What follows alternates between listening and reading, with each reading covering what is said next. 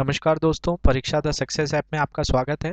मेरा नाम है मनीष श्रीवास्तव और इस वीडियो में लेकर आया हूँ 12 दिसंबर के करंट अफेयर्स। जैसा कि आपको पता है, हम रोज़ाना देश दुनिया की तमाम जितनी भी जानकारियाँ होती हैं एमसीक्यू के फॉर्म में उसको कवर करते हैं। उसी क्रम में आज हम लेकर आए हैं 12 दिसंबर के करंट अफेयर्स। तो 12 दिसंबर के करंट अफेयर्स में बहुत सारी चीज़ें ज़रूरी हैं जो आपके एग्जाम्स में ज़रूर आने वाली हैं। अभी जो आगामी एग्जाम्स हैं इसमें करंट अफेयर्स का बहुत बड़ा रोल है और सभी जो एग्ज़ाम्स हो गई हैं वो अब स्टैटिक पार्ट से ज़्यादा करंट पर ध्यान देने लगी हैं। तो उस नज़रिए से ये चीज़ आपको देखना बहुत ज़रूरी है।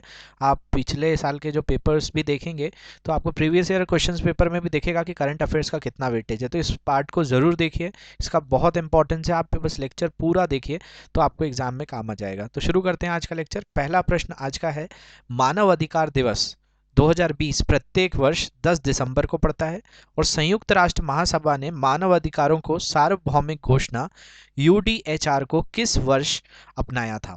तो ये आपको बताना है कि जो आपका मानव अधिकार दिवस जो प्रत्येक वर्ष 10 दिसंबर को पड़ता है उसको संयुक्त राष्ट्र महासभा ने मानव अधिकारों या आपका मानव अधिकारों की सार्वभौमिक घोषणा, जिसको यूडीएचडीआर कहा जाता है, मतलब universal declaration of human rights, को किस वर्ष में अपनाया है। ये आपको बताना है 1946, 1948, 1950 या 1952।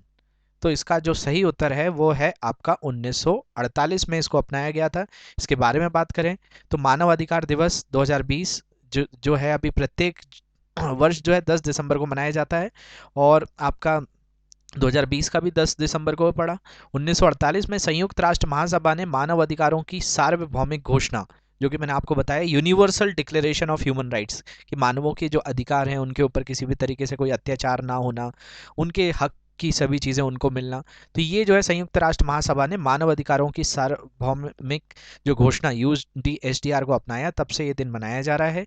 यूडीएचडीआर एक दस्तावेज है जो उन सभी अधिकारों को बताता है जिसका किसी भी नस्ल, रंग आदि के भेद से परे हर मनुष्य का हकदार है।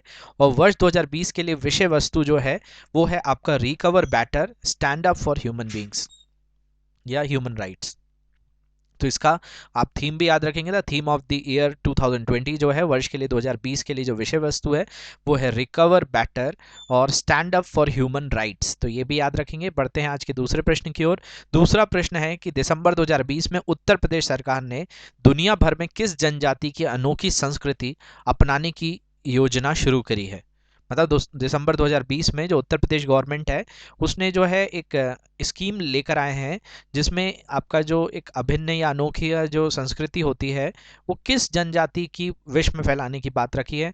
इसमें गोंड है, थारू है, संथाल है या खासी। आपको ये बताना है कि इनमें से कौन सी जो जनजाति है उसके लिए उत्तर प्रदेश सरकार ने दुनिया भर में जो है अपनाने की एक योजना शुरू करी है। तो इसका सही जो उत्तर है वो है Tharu.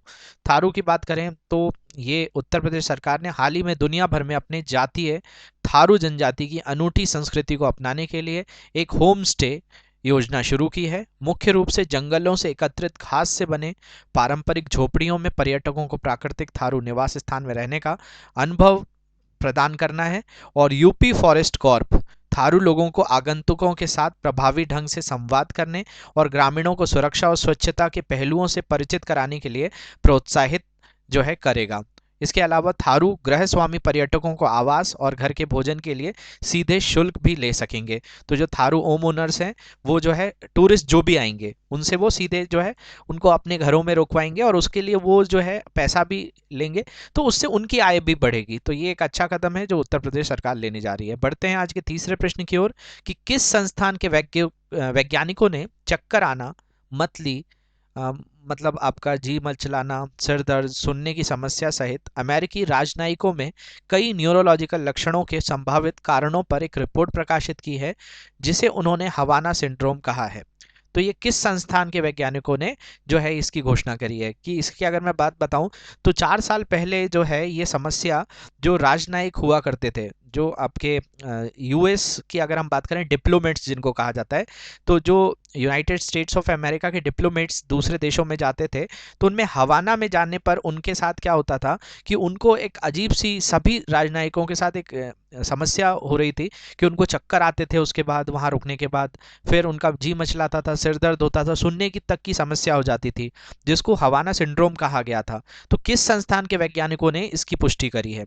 National academy of sciences, medicine and engineering ने, या मैसाचुसेट्स इंस्टीट्यूट ऑफ टेक्नोलॉजी ने, राष्ट्रीय स्वास्थ्य संस्थान ने, या लॉरेंस बर्कले नेशनल लेबोरेटरीज ने? तो इसका सही उत्तर है national academy of sciences, medicine and engineering. इसके बारे में अगर हम बात करें तो अमेरिकी वैज्ञानिकों में चक्कर आना, मतली, सिर दर्द और सुनने की समस्या सहित अमेरिकी राजनयिकों के कई न्यूरोलॉजिकल लक्षणों के संभावित कारणों पर एक रिपोर्ट प्रकाशित की है, जिसे उन्होंने हवाना सिंड्रोम कहा है।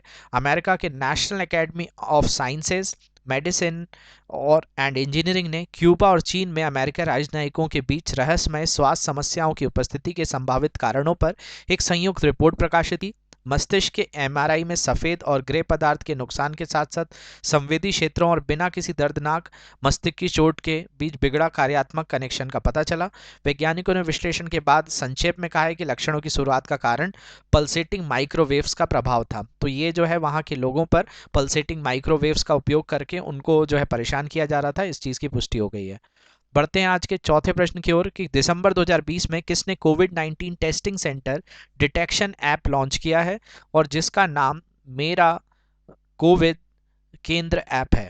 तो ये किस राज्य में ऐसा हुआ है और किसने इसको जो है आपका लॉन्च किया है, ये आपको बताना है कि दिसंबर 2020 में किसने कोविड-19 testing centre detection app launch किया और जिसका नाम मेरा कोविड केंद्र ऐप है? जेपी नड्डा, योगी आदित्यनाथ, देवेंद्र फडणवीस या नरेंद्र मोदी? तो सही उत्तर है योगी आदित्यनाथ। ये उत्तर प्रदेश में हुआ है। तो उत्तर प्रदेश के मुख्यमंत्री योगी आदित्यनाथ ने कोविड-19 testing centre detection app launch किया है, जिसका नाम है मेरा कोविड केंद्र ऐप। ये लोगों को उनके स्थान के 5 किलोमीटर के भीतर उपलब्ध सार्वजनिक और निजी कोविड परीक्षण प्रयोगशालाओं की खोज में मदद करेगा। नक्शा, केंद्र का समय, परीक्षण प्रकार, परीक्षण प्रयोगशालाओं के अन्य विवरण जैसे सभी डेटा मैप भी मौजूद हैं।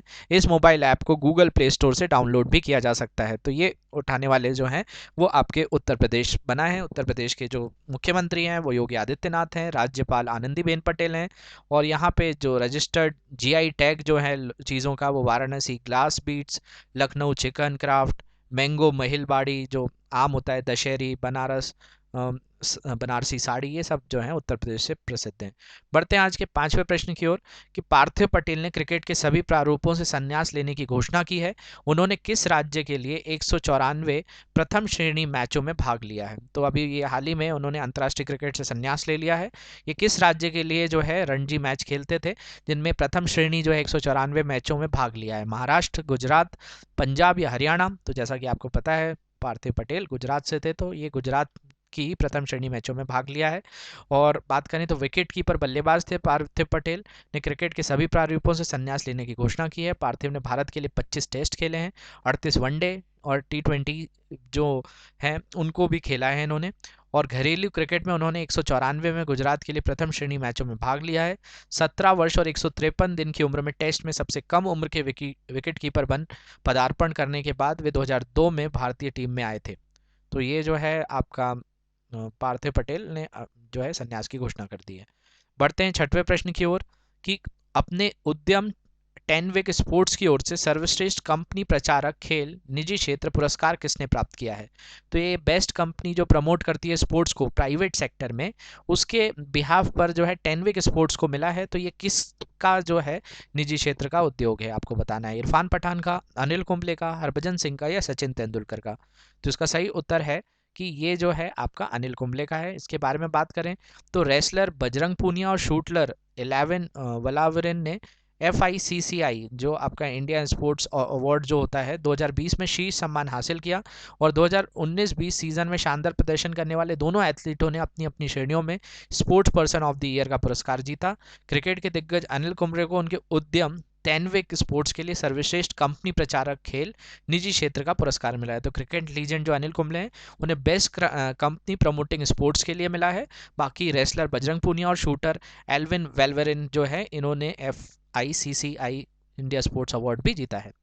बढ़ते हैं सातवें प्रश्न की ओर सातवां प्रश्न है कि केंद्रीय मंत्रिमंडल में भारत के बड़े पैमाने पर वाईफाई नेटवर्क को खोलने के लिए एक PM wifi access network interface शुरू करने का निर्णय लिया है। तो इसका नाम क्या होगा? तो ये जो है यूनियन कैबिनेट ने ऐसा डिसाइड किया है कि वो PM wifi access network interface launch करेंगे, जो एक मासिव वाईफाई नेटवर्क होगा जो भारत भर में उससे आप वाईफाई चला पाएंगे। तो उसका नाम क्या रखने वाले हैं? पीएम वाणी, पीएम आशा, पीएम मदद या पीएम वाईफाई? तो इसका नाम होगा पीएम वाणी।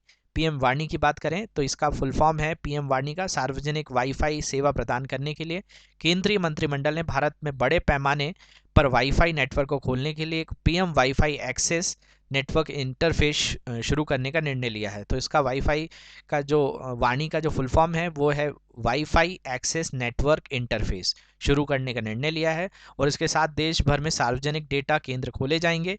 इसके लिए कोई लाइसेंस, शुल्क या पंजीकरण नहीं होगा। Public wifi access network interface को पीएम वाणी के नाम से जाना जाएगा। बढ़ते हैं आज के आठवें प्रश्न की ओर। आठवां प्रश्न जो है कि दिसंबर 2020 में न्यायमूर्ति राजेश बिंदल को निम्न में से किस उच्च न्यायालय का मुख्य न्यायाधीश नियुक्त किया गया है? तो दिसंबर 2020 में राजेश बिंदल जो है इनको अपॉइंट किया गया है चीफ जस्टिस किसी हाई कोर्ट का, मतलब उच्च न्यायालय का। तो आपको बताना है किस उच्च न्यायालय के वो जो है चीफ जस्टिस या आपके न्यायमूर्ति बने हैं। इलाहाबाद, दिल्ली, जम्मू कश्मीर और लद्दाख या पटना? तो इसका सही उत्तर है जम्मू कश्मीर और लद्दाख। तो न्यायमूर्ति राजेश बिंदल को जम्मू कश्मीर और लद्दाख के उच्च न्यायालय के मुख्य न्यायाधीश के रूप में नियुक्त किया गया है। बिंदल जम्मू और कश्मीर और लद्दाख के लिए सामान्य उच्च न्यायालय के वरिष्ठतम न्यायाधीश हैं। उन्होंने 22 मार्च 2006 को पंजाब और हरियाणा उच्च न्यायालय के स्थायी न्यायाधीश के रूप में भी नियुक्त किया गया था और उन्हें 19 नवंबर 2018 को जम्मू और कश्मीर उच्च न्यायालय में भी स्थानांतरित किया गया था और हाल ही में वो अब न्यायमूर्ति बन गए। बढ़ते हैं आज के नवे प्रश्न की ओर। नवा प्रश्न जो है एशियन डेवलपमेंट बैंक ने जो है बेंगलुरु कर्नाटक में नई मेट्रो रेल लाइनों के निर्माण के लिए $500 मिलियन के ऋण को मंजूरी दी है। एडीबी का मुख्यालय कहाँ है? मतलब एशियन डेवलपमेंट बैंक का मुख्यालय कहाँ है? मलेशिया में है, फिलीपींस में है, यूएसए में है, या मतलब अमेरिका में है, या आपका जर्मनी में है?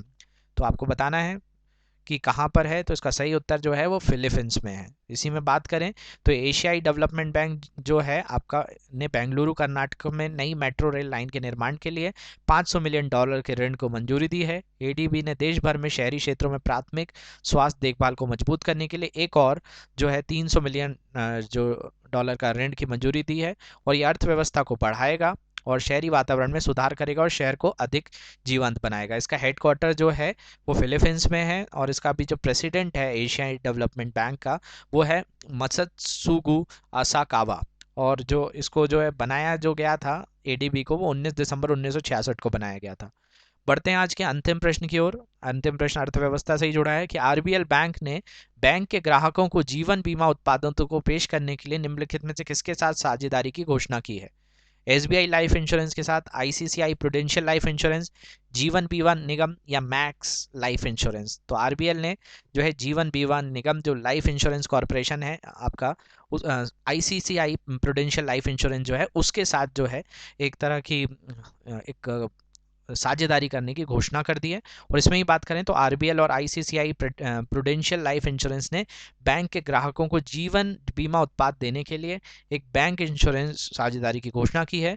यह आरबीएल बैंक के ग्राहकों को कंपनी के ग्राहक केंद्रित संरक्षण और दीर्घकालिक बचत उत्पादों तक पहुंचाने और मूल रूप से खरीद करने में सक्षम करेगा। आरबीएल बैंक 28 राज्यों में फैली 398 शाखाओं में अपने नेटवर्क के माध्यम से आईसीसीआई के उत्पादों का वितरण करेगा। तो ये जो है 28 जो है राज्यों में फैला हुआ है और आरबीएल बैंक जो है अब आईसीसीआई प्रूडेंशियल लाइफ इंश्योरेंस के साथ साझेदारी कर रहा है। तो आशा करता हूँ सभी प्रश्न आपको अच्छे लगे होंगे। अगर ये लेक्चर आपको अच्छा लगा है तो कमेंट सेक्शन में हमको ज़रूर बताइए। आपको नहीं भी लगा है वो भी बता सकते हैं। लेक्चर देखने के लिए धन्यवाद। आपका दिन शुभ हो।